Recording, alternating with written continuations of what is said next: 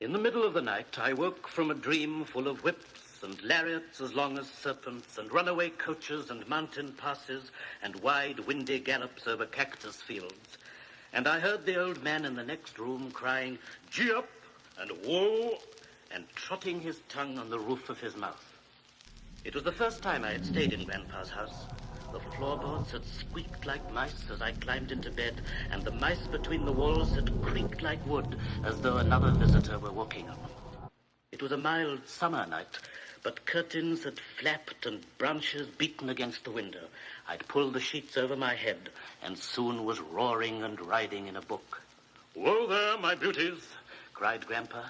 His voice sounded very young and loud, and his tongue had powerful hooves, and he made his bedroom into a great meadow. I thought I would see if he was ill or had set his bedclothes on fire, for my mother had said that he lit his pipe under the blankets and had warned me to run to his help if I smelt smoke in the night. I went on tiptoe through the darkness to his bedroom door, brushing against the furniture and upsetting a candlestick with a thump. When I saw there was a light in the room, I felt frightened, and as I opened the door, I heard Grandpa shout, "Gee up!" as loudly as a bull with a megaphone. He was sitting straight up in bed and rocking from side to side as though the bed were on a rough road and the knotted edges of the counterpane were his reins. His invisible horses stood in a shadow beyond the bedside candle. Over a white flannel nightshirt, he was wearing a red waistcoat with walnut-sized brass buttons. "Is there anything the matter, Grandpa?" I asked, though the clothes were not on fire. His face in the candlelight looked like a ragged quilt pinned upright on the black air and patched all over with goat beards. He stared at me mildly. Then he blew down his pipe, scattering the sparks and making a high, wet dog whistle of the stem, and shouted, "Ask no questions." After a pause, he said slyly, "Do you ever have nightmares, boy?" I said, "No." "Oh, yes, you do," he said. I said I was woken by a voice that was shouting to horses. "What did I tell you?" he said. "You eat too much. Who ever heard of horses in a bedroom?" He fumbled under his pillow, brought out a small tinkling bag, and carefully untied its strings. He put a sovereign in my hand and said, "Buy a cake." I thanked him and wished him good night. As I closed my bedroom door, I heard his voice crying loudly and gaily, "Gee up!"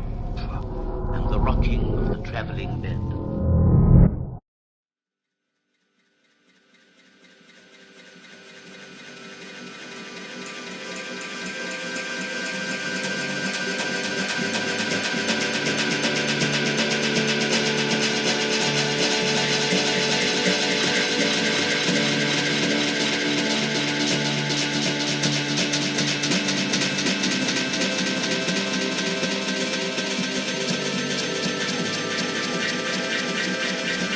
In the morning, I woke up from a dream of fiery horses on a plain that was littered with furniture, and of large, cloudy men who rode 6 horses at a time and whipped them with burning bedclothes.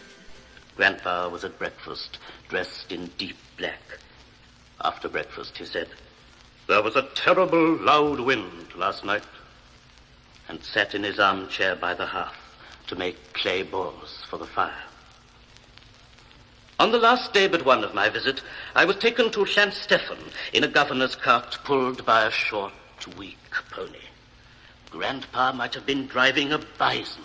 So tightly he held the reins, so ferociously cracked the long whip, so blasphemously shouted warnings to boys who played in the road, so stoutly stood with his gaitered legs apart and cursed the demon strength and willfulness of his tottering pony. When we came to Llanstefan village at the top of the hill, he left the cart by the Edwinsford Arms and patted the pony's muzzle and gave it sugar, saying, "You're a weak little pony, Jim, to pull big men like us." Grandpa paused at the churchyard and pointed over the iron gate at the angelic headstones and the poor wooden crosses. "There's no sense in lying there," he said. We journeyed back furiously. Jim was a bison again.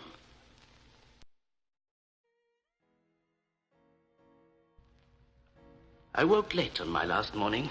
Grandpa was not at breakfast. He rose early.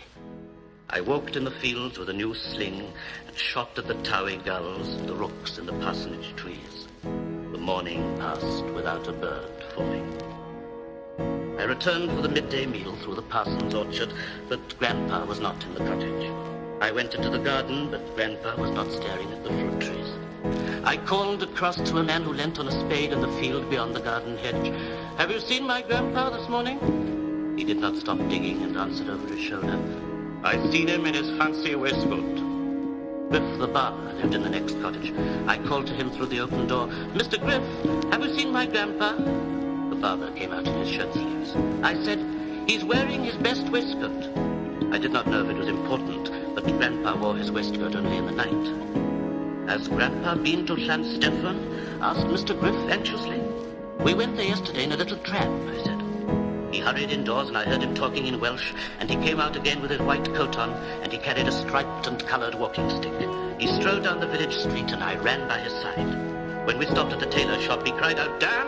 And Dan Taylor stepped from his window where he sat like an Indian priest, but wearing a derby hat. "Di Thomas has got his waistcoat on," said Mr. Griff, "and he's been to Llanstefan." As Dan Taylor searched for his overcoat, Mr. Griff was striding on. "Will Evans," he called outside the carpenter shop, "Di Thomas has been to Llanstefan, and he's got his waistcoat on." "I'll tell Morgan now," said the carpenter's wife, out of the hammering, sawing darkness of the shop. We called at the butcher shop at Mr. Price's house, and Mr. Griff repeated his message like a town crier. We gathered together in Johnstown Square. Dan Taylor had his bicycle, Mr. Price his pony trap, and Mr. Griff, the butcher, Morgan Carpenter, and I climbed into the shaking trap, and we trotted off towards Carmarthen town. The tailor led the way, ringing his bell as though there were a fire or a robbery, and an old woman by the gate of a cottage at the end of the street ran inside like a pelted hen. Another woman waved a bright handkerchief. As we clip-clopped over the cobbles that led down to the Towie Bridge, I remembered Grandpa's nightly noisy journeys that rocked the bed and shook the walls, and I saw his gay waistcoat in a vision, and his patchwork head tufted and smiling in the candlelight. The tailor before us turned round in his saddle, his bicycle wobbled and skidded. "I see Di Thomas," he cried. The trap rattled onto the bridge, and I saw Grandpa there.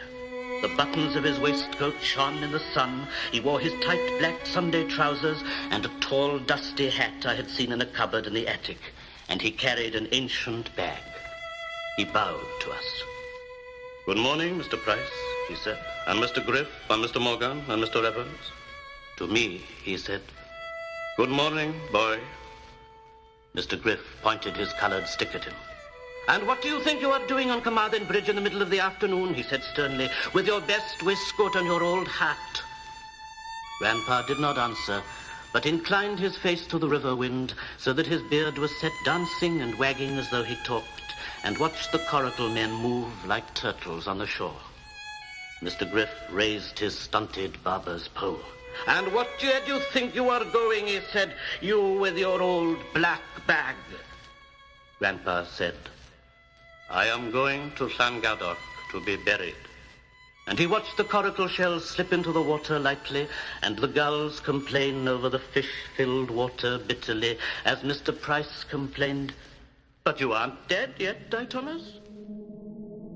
For a moment, Grandpa reflected. Then, "There's no sense in lying dead in Llanstefan," he said. "The ground is comfy in Llangadog.